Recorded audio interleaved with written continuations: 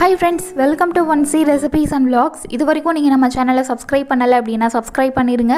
கூடவே பெல் ஐக்கானையும் கிளிக் பண்ணிடுங்க. இன்றைக்கி நம்மளோட சேனலில் ஒரு சூப்பரான மெதுவடை அல்லது உளுந்த வடை ரெசிபி பார்க்க போகிறோம். இந்த மெதுவடை இன்றைக்கி நம்ம மிக்ஸி ஜார் யூஸ் பண்ணி பண்ண போகிறோம். நார்மலாக பர்ஃபெக்டான மெதுவடை வேணும் அப்படின்னா கிரைண்டர் யூஸ் பண்ணி தான் பண்ணணும் அப்படின்னு சொல்லுவாங்க. நம்ம மிக்ஸி ஜார் யூஸ் பண்ணி பர்ஃபெக்டான வடை செய்யலாம். இப்போ இந்த வடை செய்கிறதுக்கு தேவையான பொருட்கள் என்னென்னு பார்த்துடலாம். வெள்ளை உளுந்து 1.5 டம்ளர் அளவு எடுத்திருக்கேன். அதை நல்லா கழுவிட்டு அது மூழ்கிற அளவுக்கு தண்ணி சேர்த்து ஒரு 5 மணி நேரம் ஊற வச்சு எடுத்திருக்கேன். இப்போது ஒரு பெரிய வெங்காயத்தை ஃபைனாக சாப் பண்ணி எடுத்திருக்கேன். ஒரே ஒரு சின்ன சைஸ் அளவு இஞ்சி, அதையும் தோல் உரித்து கட் பண்ணி எடுத்தாச்சு. 2 பச்சை மிளகாய், கொஞ்சமாக மல்லி இலை, கொஞ்சமாக கருவேப்பிலை. இதுதான் ஃபஸ்ட்டு நம்ம க்ளீன் பண்ணி கட் பண்ணி எடுத்து வைக்க வேண்டிய பொருட்கள். அடுத்து உளுந்து நமக்கு கூறிடுச்சு இல்லையா?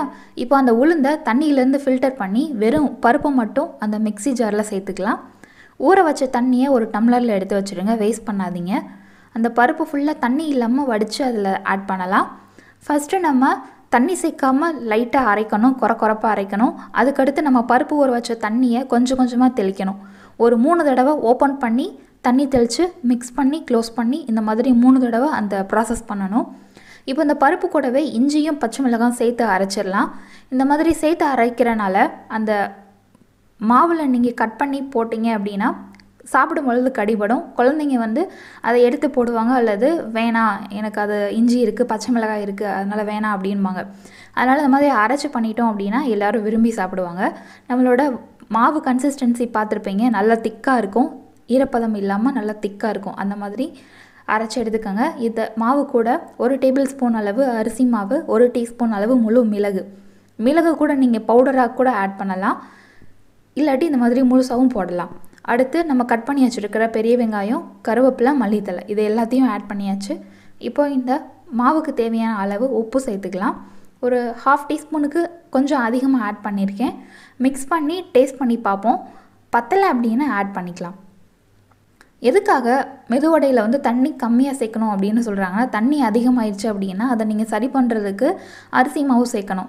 ஸோ இந்த மாதிரி மாவோட அட்ஜஸ்ட்மெண்ட் மாறிடும், அப்போ டேஸ்ட்டும் மாறிடும். ப்ளஸ் அந்த மாவோட கன்சிஸ்டன்சி கரெக்டாக இல்லை, ரொம்ப தண்ணியாக இருக்குங்கிறப்போ எண்ணெயில் நீங்கள் ஃப்ரை பண்ணி எடுக்கும் பொழுது எண்ணெய் ரொம்ப உறிஞ்சும். அந்த காரணத்துக்காக தான் பார்த்து தண்ணி சேர்த்து அரைக்கணும் அப்படின்னு சொல்கிறாங்க. இப்போ கொஞ்சமாக ஒரு பிஞ்ச் அளவு பெருங்காயத்தூள் சேர்த்துக்கலாம். இது நல்லா வாசனை தரும். பெருங்காயத்தூள் சேர்த்துட்டு நல்லா மிக்ஸ் பண்ணிக்கோங்க. இப்போ நம்மளோட மாவு சூப்பராக ரெடி ஆயிடுச்சு. இந்த டைமில் உப்பும் செக் பண்ணிக்கலாம். இப்போ ஒரு கிண்ணத்தில் தண்ணி எடுத்துக்கோங்க. அந்த தண்ணி கையில் லைட்டாக தொட்டுட்டு நம்ம அரைச்ச மாவை கையில் எடுத்துட்டு நம்ம டீ வடிகட்டுறதுக்கு யூஸ் பண்ணுற ஃபில்டரில் அந்த மாவை வச்சு சென்டரில் ஒரு ஹோல் போட்டுருங்க. இப்போது அதை நம்ம காஞ்சிட்ருக்க எண்ணெயில் கவுத்தணும் அப்படின்னா அழகாக விழுந்துடும். அந்த டீ ஃபில்டரில் மேலே லைட்டாக எண்ணெய் அப்ளை பண்ணிவிட்டு மாவு வச்சிங்க அப்படின்னா அது சிரமம் இல்லாமல் விழுந்துடும். இப்போ அந்த மாதிரி தான் எல்லா வடையும் போட்டு எடுக்க போகிறோம். இப்போ அந்த 2 வடை மட்டும் இப்போ நம்ம சாம்பிளுக்கு போட்டிருக்கோம். இப்போ இந்த 2 வடையும் அந்த எண்ணெயில் நல்லா கோல்டன் எல்லோ கலரில் 2 சைடும் ஒரே மாதிரி வர மாதிரி நல்லா ஃபில்டர் பண்ணி எடுத்துக்கலாம். இவ்வளோ ஃபல்ஃபியாக எழுந்து வருது பாருங்கள். இதில் சோடா உப்பு அந்த மாதிரி எதுவுமே சேர்க்கல, நல்லா அழகாக வந்திருக்கு. இந்த மாதிரி 2 சைடும் நல்லா ஃப்ரை ஆன பின்னாடி எடுத்துடலாம். எவ்வளோ அழகாக வந்திருக்கு பாருங்கள்.